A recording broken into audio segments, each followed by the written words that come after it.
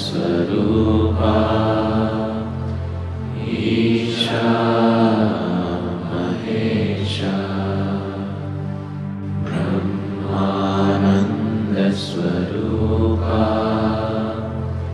Isha Jagadisha Akila.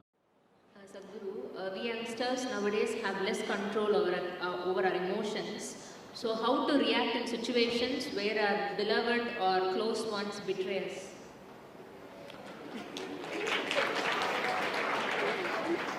This girl is already heartbroken. Eh? See, somebody can betray you or you can think they will betray you only because you have unrealistic expectations of them.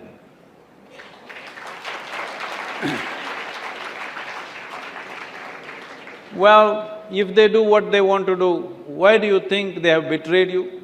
They're doing what they want to do, you must respect it. If you say, they're beloved to me, I love them. If you love a person, should you let them do what they want to do or should they do what you want them to do? For most people, love means you must do what I want. No, love means they can do what they want and we will love them, isn't it? You have this thing that if I love you, you must listen to me. No, if I love you, I want you to do what brings joy to you, isn't it? You must change the concept of your beloved. But Sadhguru, I have a doubt regarding this. What if our loved ones are going in a way that's not good for them and we want to correct them and that's why we are telling them? Then you should have been the mother.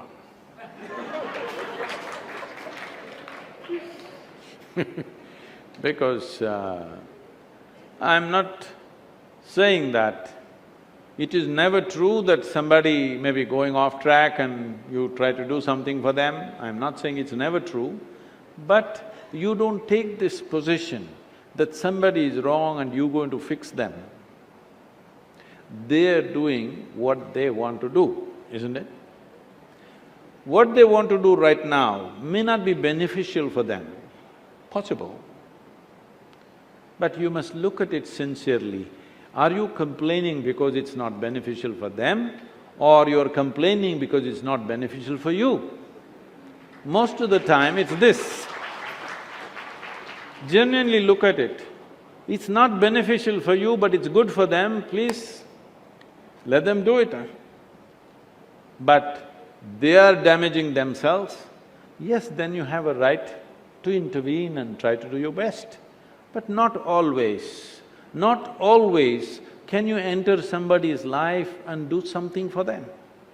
If I have to enter your life and do something for you, I have to earn it, isn't it? I have to earn a relationship where I can intervene in your life. If you don't earn that, you cannot intervene. So if you're unable to intervene, you must just understand you have not earned that closeness. We have one question from the social media, the Facebook.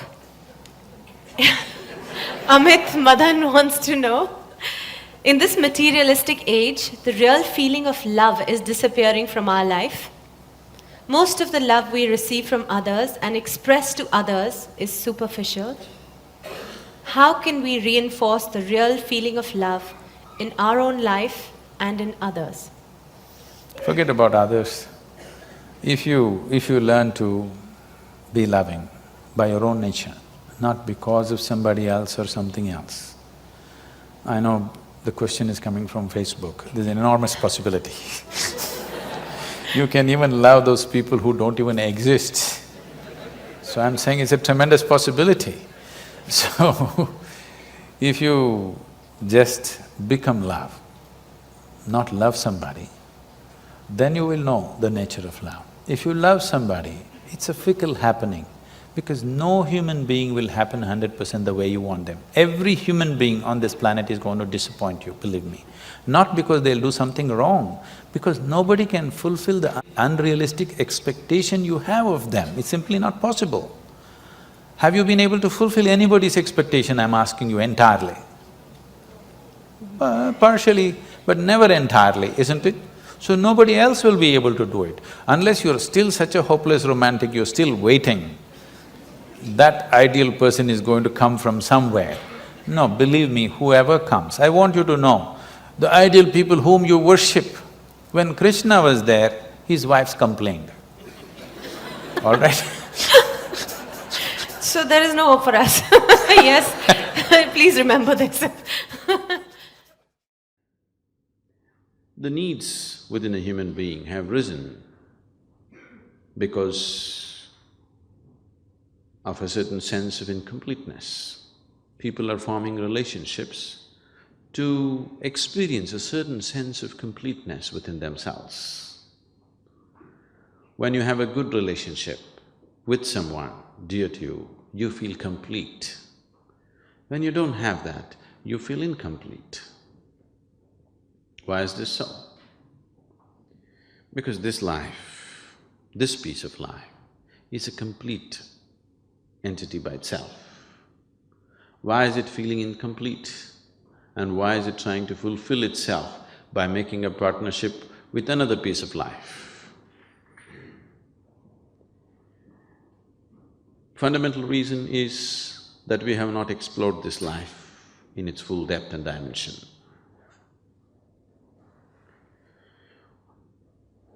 Though that is the basis, there is a complex process of relationships as such. There are expectations. And expectations and expectations and expectations. The expectations that most people are creating are such that there is no human being on the planet who could ever fulfill those expectations. In the process of holding a relationship, the first moment of meeting, the expectations may be common, but as every step that we take in life, the expectations may become different. Because these expectations keep changing in people, they're not consistent and they cannot be. One person may be consistent with the same expectation throughout their life, another person's expectations may be changing because his perception and experience of life is changing. Now, relationships become great conflict. More conflict is happening within the four walls of the homes than is happening anywhere on the planet. Only thing is, bombs are not exploding, so you don't hear it. They may be giving each other silent treatment. It is happening because people's expectations are changing and they're not changing at the same pace. Fundamentally, why have we sought a relationship? Because you find yourself that without a relationship, if you do not have any kind of relationship in your life, then you become depressed. So, fundamentally you're seeking a relationship because you want to be happy, you want to be joyful. Or in other words, you're trying to use the other as a source of your happiness. If you're happy by your own nature, now relationships will become a means for you to express your happiness, not to seek happiness. If you're forming relationships to seek happiness and trying to squeeze happiness out of somebody, and that person is trying to squeeze happiness out of you, now this is going to be a painful relationship after some time. Initially it may be okay because something is being fulfilled. But if you have become a joy by yourself and you're forming relationships because you want to express your happiness, nobody's going to complain about you because you're in the process of expressing your joy, not seeking joy from the other person.